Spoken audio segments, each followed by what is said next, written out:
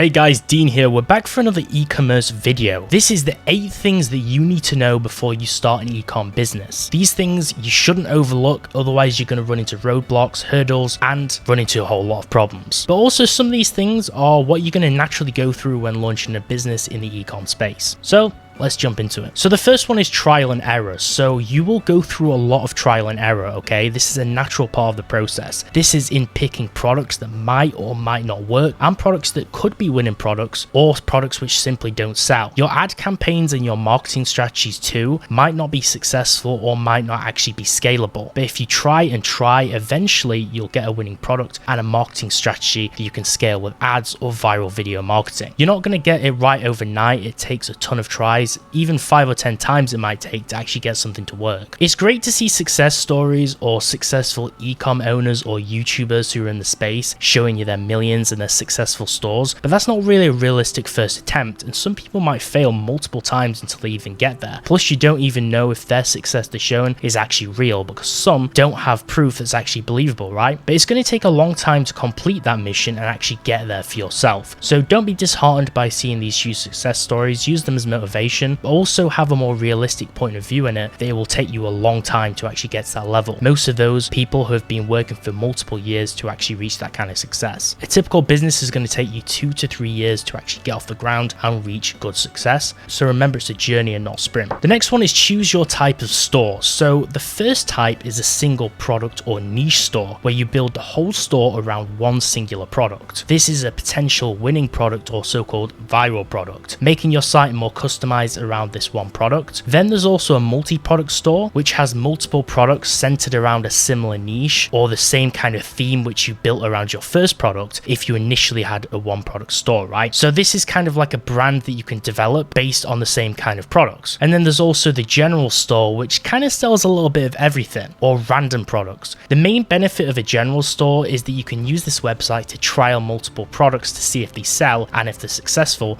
before kind of niching down into the ones that work. But it's harder to make a brand around a general store because it's less niche down, and also sites like Amazon already offer this format on a bigger scale with better delivery options, so it's kind of hard to compete with that. The next tip is you should learn digital marketing, or at least have the knowledge of a few marketing skills or methods, right? You are in the marketing business if you have an e-com business. It's all about marketing a product, and you're going to have a marketing campaign. You need to market your business and the products which you're typically trying to sell. Reading books on marketing, consuming free information online, such as on this channel, or through online courses that you can get free or pay for in relation to marketing, will help you learn key marketing techniques and strategies to fence your products to the consumer. It's always good to have a certain kind of knowledge of this, because otherwise you're going head deep into the water without any actual real knowledge, and you'll be surprised that something didn't sell, yet you didn't really know the techniques in order to sell in the first place. Learning about marketing is key in order to market your business and its products, and it will set you apart from other people who are going into the same situation as you, who haven't done their due diligence. It gives you a practical, bigger understanding, and it saves you money in failed campaigns over the long term. Next up is personal branding. So having a personal brand, whether it's via a pre-built audience as an influencer, or social accounts that have growth already on them, or a popular website or business, can be important, because you can leverage your following or your brand identity before even selling a product. Your personal brand needs good branding with a positive brand identity that will make your customers trust you, and future customers have some kind of backbone that they can look at that will make them trust you more in converting it into a sale. Having quality past products which they can refer to, which are very good and have good feedback on them, which is linked to your brand, or having some kind of positive brand story and mission, will allow your customers to continue to buy future products from you. And if you decide to build some kind of multi-product or general store and scale it into a bigger brand,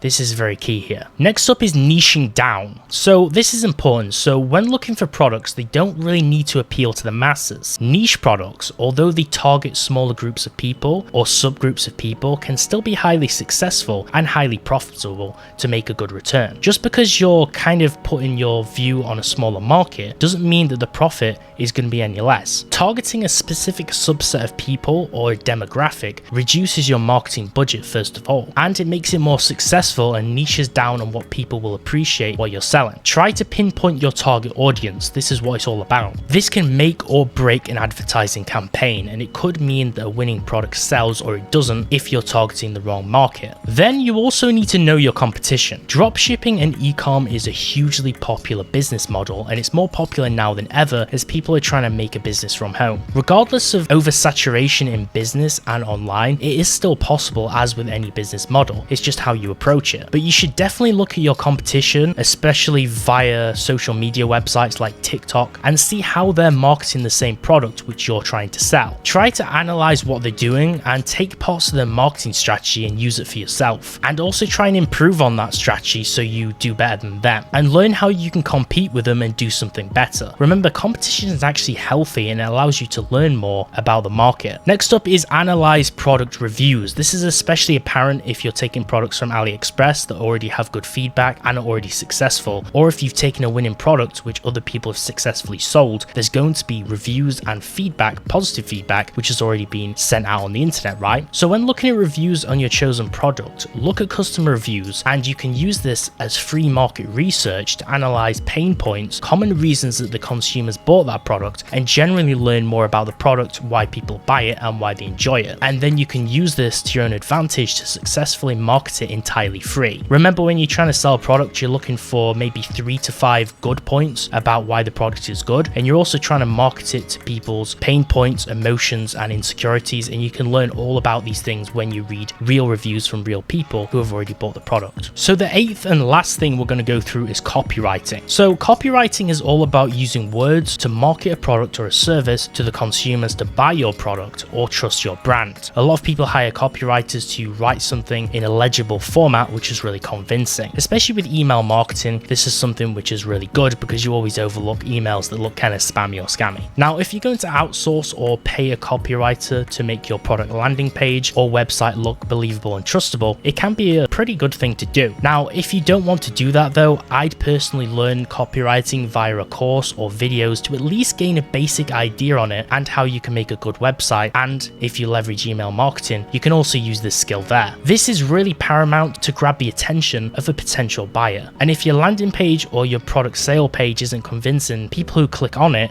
might not stay on the page or might not actually make the buy. So it's the difference between securing a sale and potentially losing a customer. So that concludes the 8 things you need to know before setting up or starting an e-commerce business. If you want to learn more about dropshipping and online business and marketing fundamentals, definitely subscribe to the channel. Like the video if you gained any kind of value from watching it, and subscribe for more business and travel videos on the channel. I'll see you next time.